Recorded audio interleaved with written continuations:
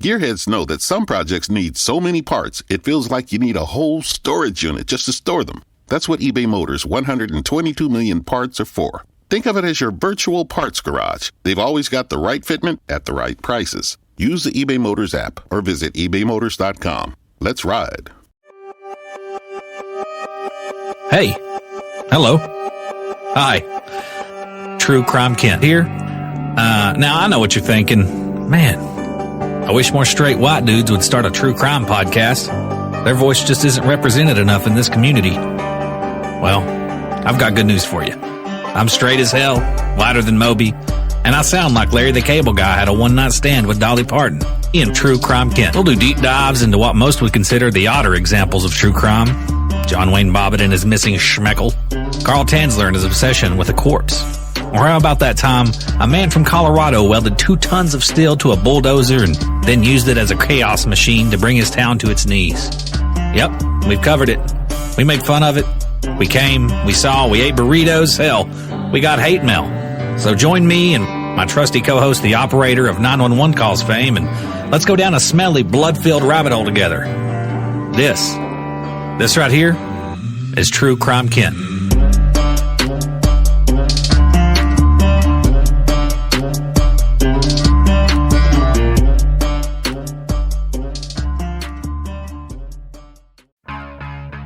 Father of mine. Bring him in here right now.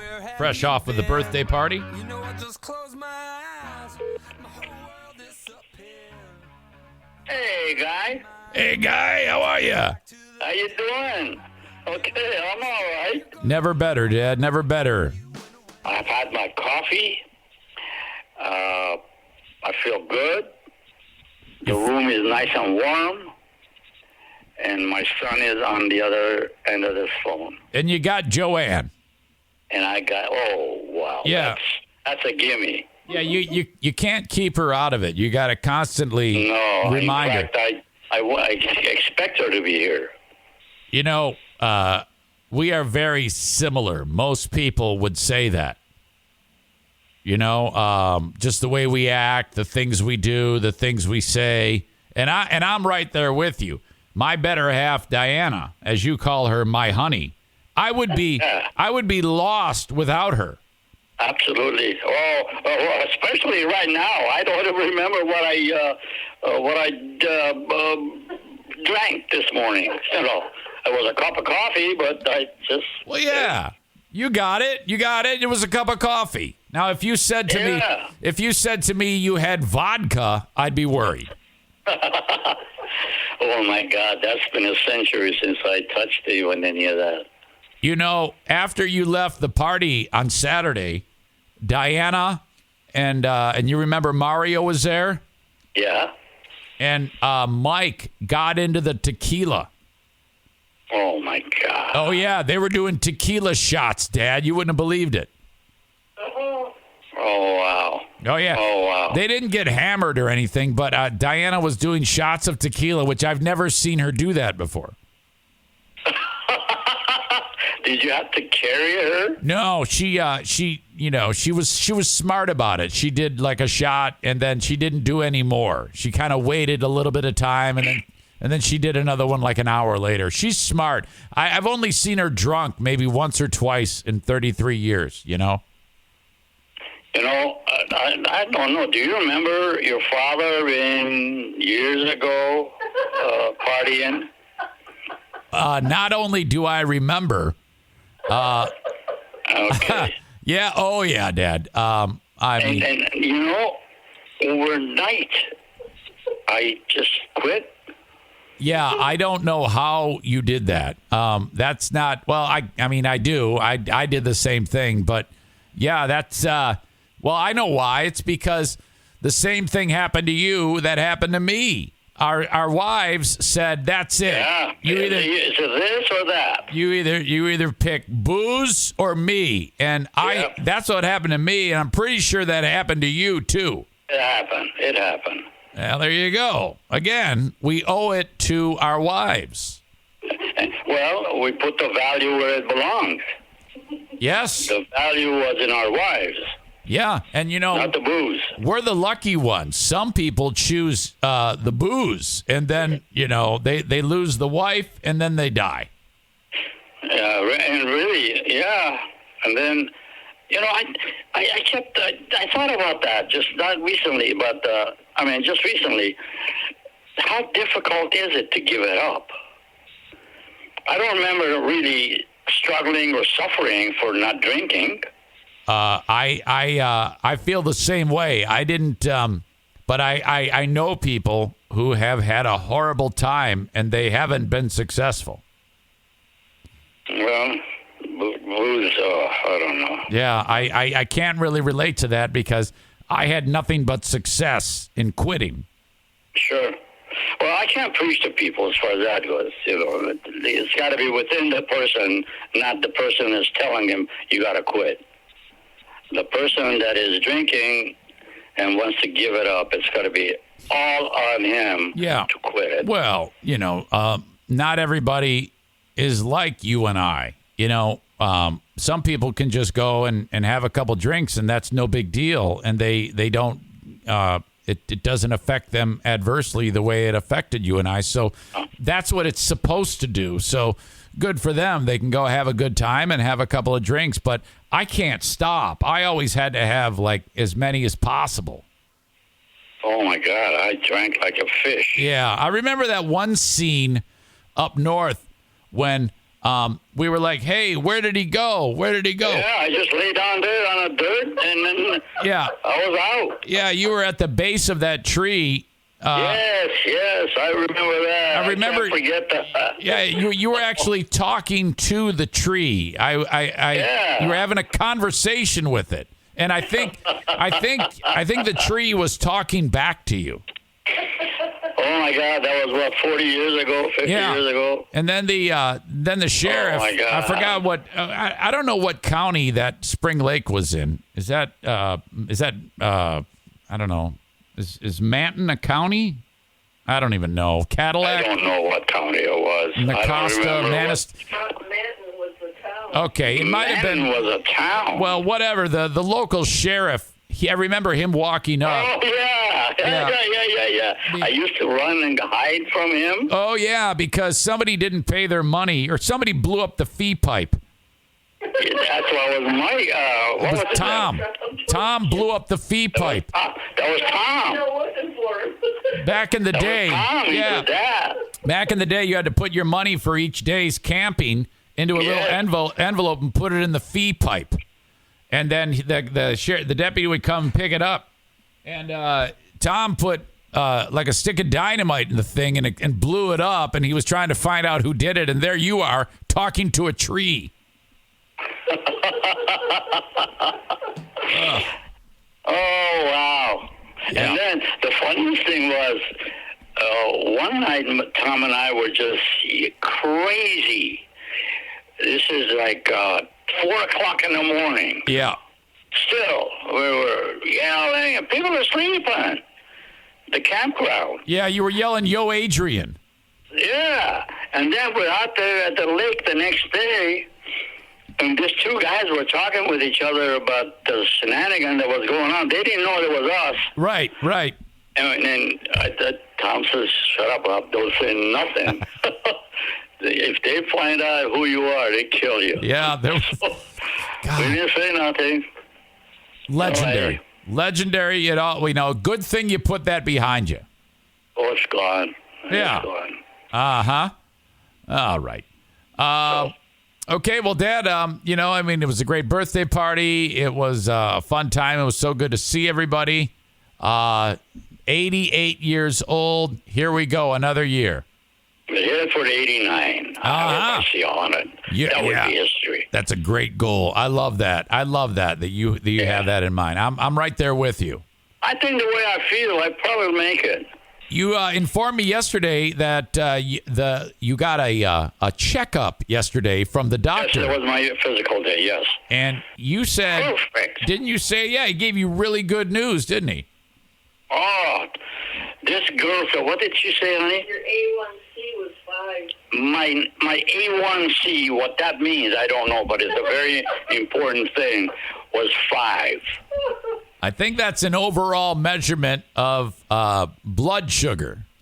That's correct. Perfect. Yeah, it is. It says here a normal A1C is below 5.7, and you were at 5. 5. Wow. Most people who are diabetic would not have that number. That's what she said. She said, hey, this is perfect. Wow. So, maybe you figured out, because you're Armenian, a way to turn it around. Maybe you're the first person in history to actually be cured of diabetes. If I didn't have this problem with my leg, I'd be in perfect shape right now. I didn't know your leg was hurting. Is that because? Well, I do walk with a stick, Oh, you're talking about the unsteadiness. Yeah. Whatever. As long as you can throw a punch, right? Oh, absolutely.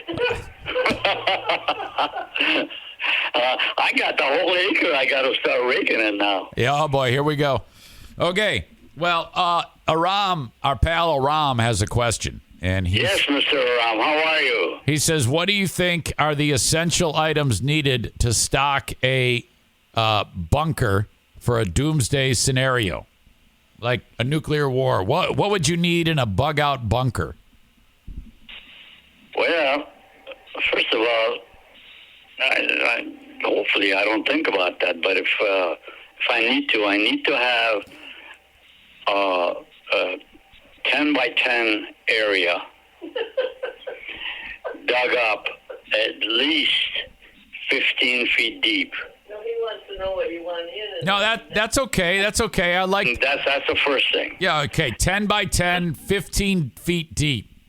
The reason it's 15 feet deep and it's a 10 by 10 is because you can put food supply in there. Yeah. At least for minimum of 1 week. Okay. And the essential of sleeping accommodation in there somehow. Yeah. Blankets or something like that. Okay. And then definitely a cement framed gate that when you get in there, you bring it down. Yeah. And lock it up from inside. Okay. So nobody can open it. Right. And you crawl in there and set that all up and you stay. But then, I don't know how you're going to do or we're going to do, have a mean to be able to see outside what's going on. Okay. So Whether you should get out or not. yeah, maybe like a periscope or something. That's right. On like a submarine. Yeah. Okay. And that's going to be a little prayer for you. That's Okay, all. yeah. So 10 by 10, 15 feet deep. At least 10 by 10. 15 by 15 would be perfect. Yeah. Now, Dad, you said gate, but can I replace a gate with a door? Gate on the top. Oh, okay. That'll be your door. Oh. You don't put no door on the side or nothing. Okay. All right. You bring the door down and lock it up. Yeah. Nobody can get in. You don't want anybody messing with you. Absolutely. All right. Very good. Okay. John says, good morning, Ruben. Based on how good your son Eric is at singing, I have to imagine you are a superb singer. What is your favorite song to sing along with, and can we hear some of it? The song that is my favorite is called What's Good. How does that go? What's good? I can't think of it. Is this the one you would sing? You and your pal in Iran would head to the hills? In Iran, that's it. Again. Again. The song is called Again. Yeah, not What's Good. It's Again. What's good? Yeah, that's right. It's Again. I used to sing in the hills. Oh, yeah? How does it go, Dad? Perfect. I'll tell you, I was all by myself. No. That thing. And then there were people living way below me. Yeah.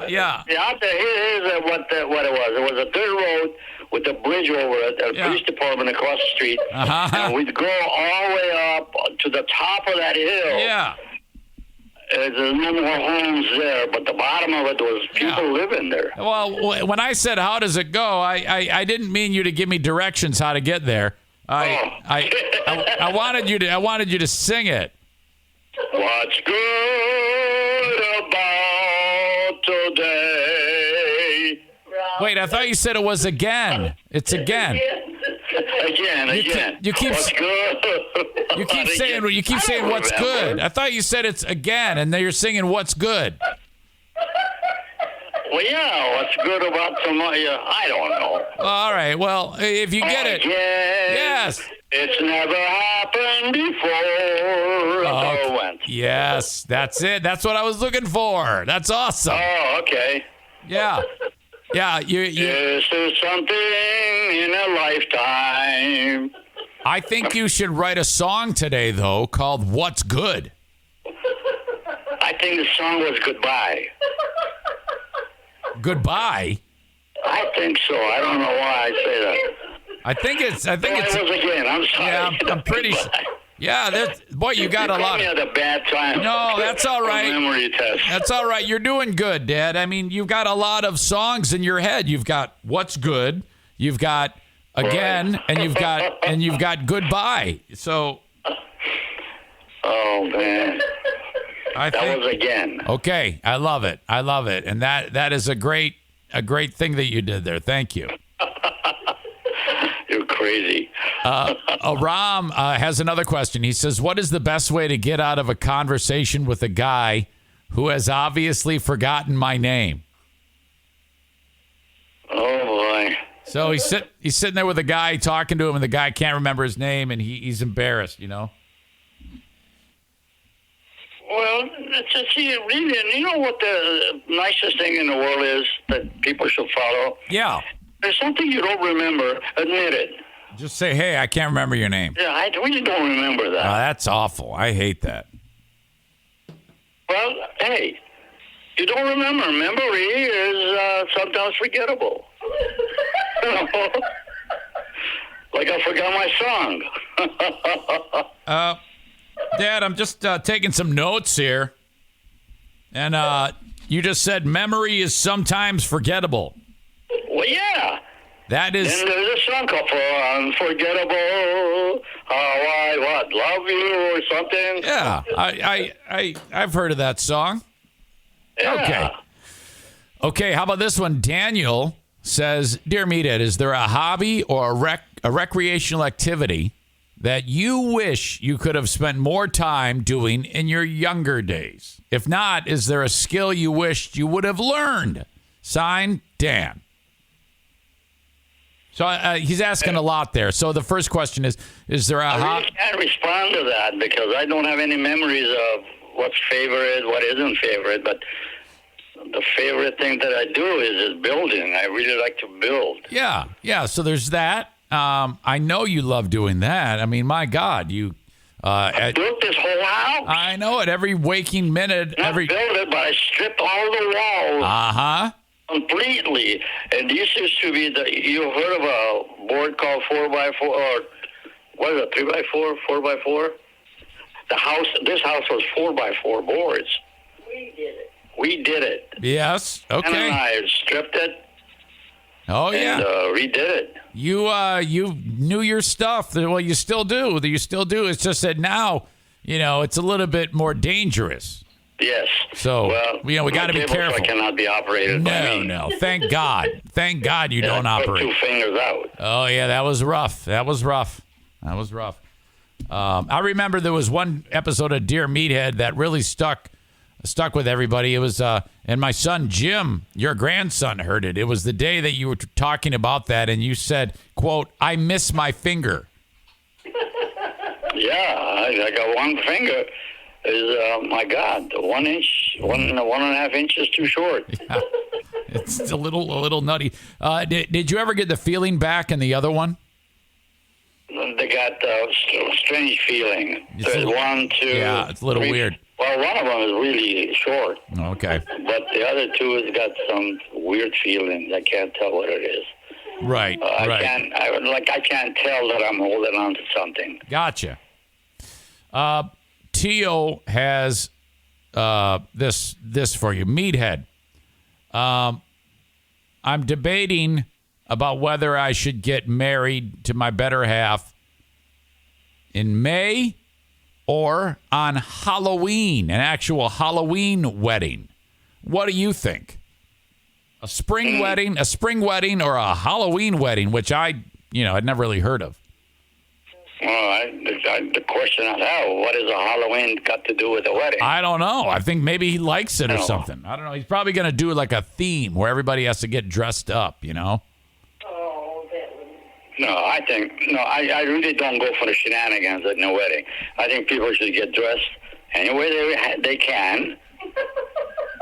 Let's say maybe they don't have the clothing for the wedding. Yeah. Just nice, neat, clean clothes and go to a wedding. That's a lot of horse puppy. Getting dressed to something special. I don't believe in that. No, all good. So you're going to go with the May wedding. Yeah. A standard wedding. People get dressed normal and they're at the wedding. Yeah. Are you having a circus or are you having a wedding? Yeah, yeah, exactly. I think he'll take that advice into consideration. T.O. will. You put a rule on it that you got to get dressed like this to come to my wedding, and a lot of people are not going to go out and buy that stuff because they certainly wouldn't have what you are asking them to have. Yeah, it's a little that's crazy. It's a little much. In fact, Dad, I wrote it down just so in case he missed it. You said, I don't go for the shenanigans at a wedding. Of dressing up. Yes. And you said it's horse puppy. Yeah. And you said, yay, people got to get dressed any way they can. That's right. Look decent, look neat, clean, that's all, Joanne, my sweet Joanne, I was looking at the comments on the video that we shot, my dear, at Mike and Liz's house. And one of the things, I am not making this up, these people that saw it, they said, wow, your dad must have married a much younger lady. Wow. And I said, and I wrote, oh, yeah? And then the general consensus is they had you pegged for about 62, 63. Oh, my goodness. Correct. And I said, well, it's funny because I've talked to them about the conversations that you and I have had. I've looked you square in the face and said, I don't know what amazing gene pool you come from, but you seem to be defying age. So they're just in love with you, and they said you're absolutely stunning, and I couldn't agree more with that assessment. Well, I certainly believe that. If they they change their minds. No, yes. Well, she is a good-looking woman, I'll tell you that right now. You and your lovely daughters, who are my stepdaughters, but I refer to as my sisters, and I think I misspoke in one of those moments during that conversation at Mike's house. Oh, they'd love to hear that. Accidentally referred to Susie as Joanne's daughter instead of my sister, which was a mistake on my part. But they look absolute. They're stunning too. All of them. All of your daughters are just remarkable. Thank you. They are. They got their mother's genes. They sure do. Well, I'll tell you what, this family is just, to me, the strangest thing that's happened that we all just really care for each other. yeah. We don't like to say my stepdaughter, oh, no, not that one, or, hey, we love each other. Uh-huh. Dad, Maribeth says, Dear Meathead, which river in Grayling do you prefer, the Ausable or the Manistee? That's a pretty good question. I honestly don't have a preference. Well, I don't. Which one were we in? We canoed on Manistee. I think probably would be Manistee. Is that the one we were in when we were all in the aluminum canoes and the lightning strike started to hit? Yeah. Oh, yeah. all the beer cans floating down the river? Yes, lots of pick. Oh, it must have been hundreds. You got a memory of an ox. Well, I remember when the canoes tipped, Diana was having a heart attack because she thought we were going to get struck by You lightning. wanted to get out. And then so she, in the panic, the canoe tipped, and then the coolers are floating down the stream and the cans, and everybody thought we were What dead. a party that was. Holy cow. Yeah. And then you remember when Mike swung from the rope, and then he. And he fell on the rocks? Well, yeah, the rope is when it swings out over the river, you let go and you land in the water. But Ding Dong didn't let go, and it swung. It swings back, and he let go when he was over land, so he just fell. Like 20. I thought he died. I thought he did too. He hit the gravels, the edge of the river like a rock. It was incredible. Hey, you got a good memory. Oh God, what a moment that was! I thought he was dead.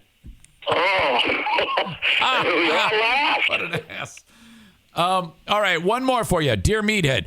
Who was a better musician, Michael Jackson or Prince? I didn't ever like Prince. I like Michael Jackson. You're a fan of Michael. MJ's your guy, huh? Okay. All right. Well, Dad, that's all I got for you guys. It's another spectacular edition of Dear Meathead. Thank you. Yes, it has been. I really enjoyed this morning. Oh, yeah. We always love it. Okay. Well, anything else that you want to say in closing, either of you? Well, Can you send any of those pictures? I'm all right, but Joanna's got a question. Uh-huh. Can you send any of the pictures from the party to our computer? Did you hear that? I can do that, or I can send them to your phone because you have a new phone, right? Yeah, but it's a flip phone. Oh, okay. Well, yeah, I'll send them to your computer. Thank you. Okay. All right. Okay, guys. Well, listen, this has been a pleasure. It's a wonderful audience. I tell you, I love the audience. And very specifically, again, I'm not singling people out. The person, I forget her name. What's the name that gave me that key? Mark. That is not a. That is a man. Mark is a man. I really appreciate what he did. Joanne is wearing that keychain. I'm not wearing it. I mean, not wearing it, but she's got it. Yeah, you don't. She's got a key on it. Last I checked, you don't wear keychains, Dad. Well, hey, what do you want from me? Well, guy? yeah, it's a keychain with the state of Michigan keychain. Yeah, that's what Mark sent you. That's very nice. Great looking item, man. He's got to sell every one of them for a minimum of $10 a piece. And Minimum. he made that. Is that right? Yes. Okay. Well, that is just very sweet of him to do that. Him and his better half. It really, it's an awesome looking thing. I can't wait to see it. Yeah, I wish you'd get your hand on one of them and try to display that because he needs a break on having people ask for that. You mean like we should sell them on the podcast? Yeah. Oh, well, yeah, I would love to do that. I didn't even know he was a woodworker. Oh, that was Now, good listen, job. just because you saw that, I don't want you to get a notion that you can do it too because you're going to. No, I can't. You're I gonna, don't have the equipment to do that. You're going to lose another finger. Maybe a hand this time. Yeah, we can't have that, man. Okay. Okay. All right. Thanks a lot for the opportunity given to me to do what I'm doing. God bless you all, and I'll talk to you a week from now. Yes, sir. Okay, bye, guys. Bye-bye. Bye-bye. And the cat's in the cradle and the silver spoon. Little boy blue and the man on the moon. When you're coming home, Dad, I don't know when. Gearheads know that some projects need so many parts, it feels like you need a whole storage unit just to store them. That's what eBay Motors' 122 million parts are for. Think of it as your virtual parts garage. They've always got the right fitment at the right prices. Use the eBay Motors app or visit ebaymotors.com. Let's ride.